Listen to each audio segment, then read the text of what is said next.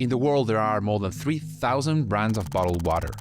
Mike Cesario, a graphic designer with a passion for rock music, was invited backstage at the Warped Tour in Denver, Colorado.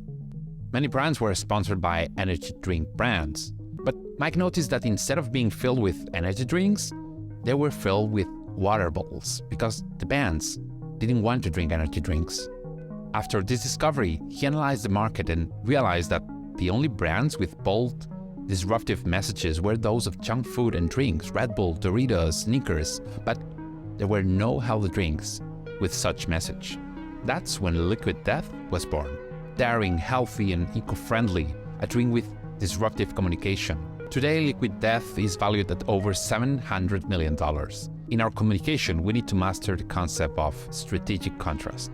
We must be able to differentiate ourselves from the competition between the market noise and our communication.